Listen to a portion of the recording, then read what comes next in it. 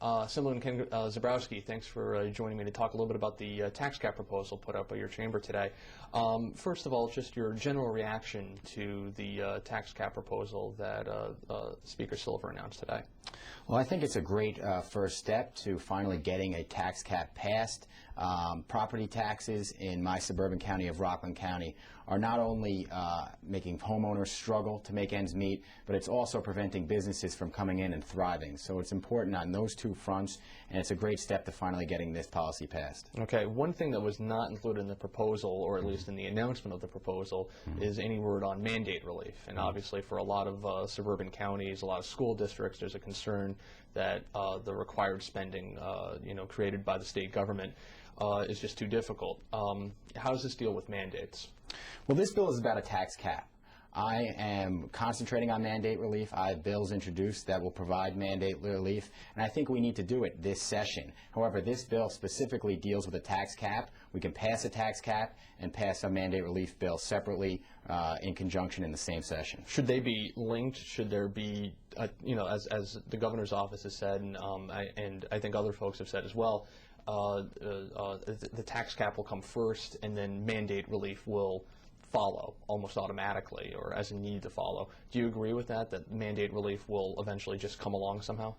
I think mandate relief needs to be a part of the entire discussion. It doesn't necessarily need to be into the same bill, but we should be in the same exact session, be talking about the tax cap and talking about mandate relief at the same time. And if we pass both those bills this year, they'll both take effect at the same time. Yeah. And one thing it does do, however, is it does allow for an exemption for pensions.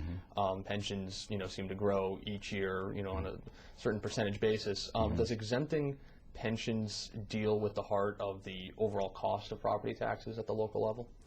Exempting the pensions, essentially what that does is the comptroller sets a formula for what the municipalities have to contribute. They have no control over that. So in order for us to make sure that the municipalities can deal with this, we need to exempt any amount that is above the 2% tax cap. So I think that even having that exemption in will drive down costs. It will keep property taxes down, but will give the municipalities and school districts some flexibility in dealing with that mandate. How though? I mean, there have been bills passed in New Jersey that deal with property taxes as a cap but exclude pensions, and that cap's been derided as something that you can, it's a hole that you can drive a truck through. How does this effectively deal with local government costs when you've got that exemption for pensions? The New Jersey tax cap proposal has a host of exemptions that go above and beyond pensions. This New York proposal specifically focuses on pensions, for which the municipalities and the school districts have no control over. So I think New York is really putting forth a prudent, hard tax cap, whereas New Jersey's is more of a soft cap. Okay. Is it wise to let the cap expire after an indeterminate amount of time?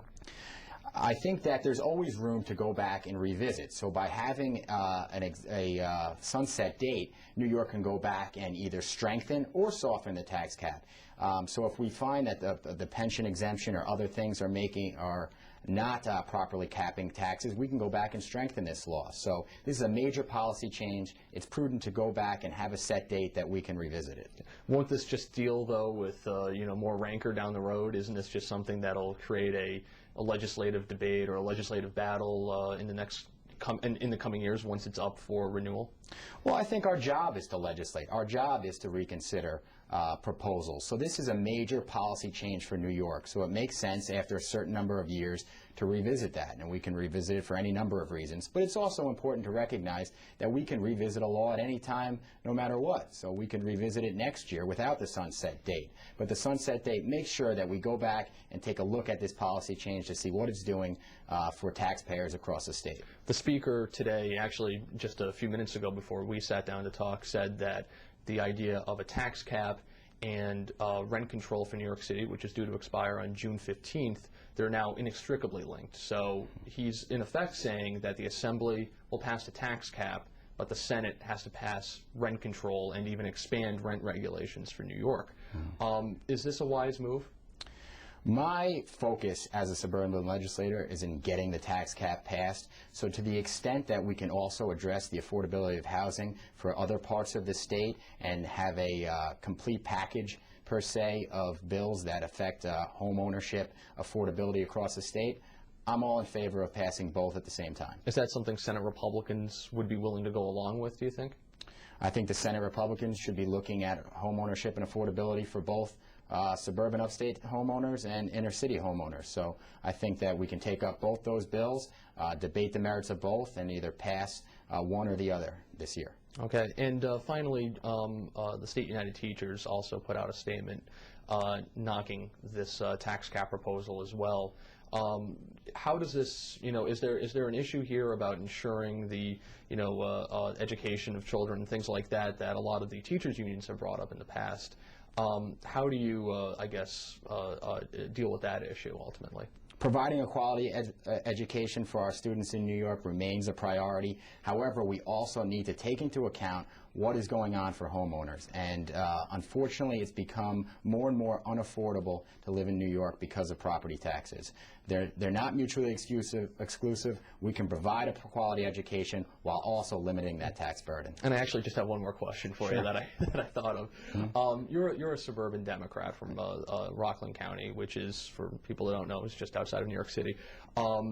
There are a number of New York City legislators in your conference, many of whom, if they weren't opposed to a tax cap, were skeptical a tax cap could work because of that very issue.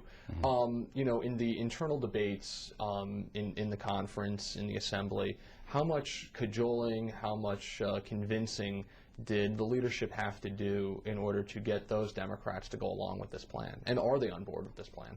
We're constantly discussing these policies.